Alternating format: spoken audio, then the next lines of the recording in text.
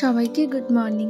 আমার একটা নতুন ব্লগে, আর এই ব্লগটা কিন্তু আমার বাবুর জন্য একটু অন্যরকম, কেননা এখন ভোর 5টা মতো বাজে আর আমরা এই ঠান্ডার সময় উঠে বসে পড়েছি। আর বাবু দেখো এখনো হামি খাচ্ছে, ও বুঝতে পারছে না যে এত সকাল সকাল কেন উঠে গেছে।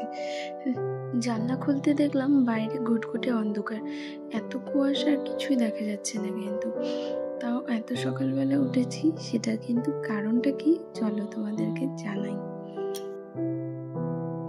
আমার বাবুর মুখটা দেখো, আমি ভিডিও করছি বলে ও কিন্তু একটু হাসি খুশি, কিন্তু কিছু বুঝতে পারছিল না যে কেন আমি ভিডিওটা করছিলাম। এই যে দেখো এবার বুঝতে পেরেছে, দেখা মাত্রই কিন্তু আমার পিছনে দৌড়, দেখো কি হামাগুড়ি দিয়ে ও কিন্তু লুকানো শুরু করে দিয়েছে দেখা মাত্রই। অনেকটা সময় ধরে কিন্তু ও আমার পিছনেই লুকাচ্ছিল, আর একটু করে তাকাচ্ছে আবার লুকাচ্ছে। তো কি জন্য লুকাচ্ছে তোমরা হয়তো কিছুটা বুঝতে পারছো না, চলো তোমাদেরকে এবার বলবো। আর ও কিন্তু এখনো লুকিয়ে যাচ্ছে, কিছুতেই সামনে আসছিল না। ও জানি না এতটা লজ্জা পাচ্ছিল না ও ভয় পাচ্ছিল। তার কারণটা হচ্ছে বাবুর বাবা কিন্তু ভোর 5টার সময় বাড়িতে আসছে, আর ওই দেখে কিন্তু বাবু একদম অবাক যে এটা কে।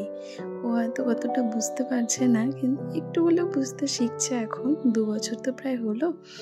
ও কিছুতেই ওর বাবার কাছে যেতে চাইছিল না, ওর বাবাকে দেখে প্রথম লুকাচ্ছিল, তোমরা দেখলে কিভাবে আমার পিছনে লুকোচ্ছে। আর এখন কিন্তু প্রায় ওই 7টা মতো বাজে, এতক্ষণ পর ও ওর বাবার কাছে গেছে। ওর বাবা ওর জন্য গাড়ি নিয়ে আসছে, গাড়িটা ওর বাবা ওর হাতে দিচ্ছিল, আর ও কিন্তু সবার দিকে তাকিয়ে তাকিয়ে দিচ্ছিল যে আসলে কি হচ্ছে, ও কিছু বুঝতে পারছিল না। আমরা তো প্রায় সবাই হাসাহাসি করছিলাম, ওর বাবার দিকে তাকাচ্ছে একবার, আমার দিকে তাকাচ্ছে একবার, গাড়ির দিকে তাকাচ্ছে যে কি হচ্ছে। তারপর অনেকটা সময় যাওয়ার পরে বাবা আর ছেলে মিলে একটু হলেও মিল হয়েছে। তারপর ও ওর বাবার কোলে অনেকটা সময় ধরে ছিল। আর বাড়িতে জামাই আসলে যা হয়, একটু তো ভালো মন্দ রান্না করতে হবে। তো ও কিন্তু হাঁস খেতে পছন্দ করে, তো আমাদের বাড়িতেই হাঁস ছিল, তো তার বাবা তাড়াতাড়ি করে হাঁসটা কেটে দিয়েছে। আর ও যখনই আসে ও কিন্তু বাড়িতে বারবার করে ফোন করে বলে যে আমি যাওয়ার পর কিন্তু হাঁস কাটবেন। আর আসার পরে একটু সকালবেলা সিদ্ধ ভাত করেছিল, সেই খাওয়া দাওয়ার পরে ঘুমিয়ে গেছে বেচারা। অনেকটা রাস্তায় আসছে, আবার ঠান্ডা লেগেছে। সকালবেলা প্রায় ভোর 4টার সময় এসে নেমেছিল গাড়ি থেকে। আর এই পাশে বাবুও ঘুমিয়ে গেছে, প্রায় 12টা মতো বাজে, তো ও ঘুমানোর সময় হয়ে গেছে। আর এদিকে আমি স্নান টান করে এবার ভাবছিলাম যে পুজোটা দিয়ে দেব। তারপরে আমি চলে গেছিলাম যে হাঁসের রান্না হবে তার মধ্যে একটু ধনা পাতা দেবো, কেননা ও পছন্দ করে। আর আমাদের জমিতে যেহেতু ফেলা হয়েছিল ধনা পাতা, অনেকটাই হয়েছে, তো এইটাই আমি তুলে নিচ্ছিলাম হাঁসের মাংসতে দেওয়ার জন্য।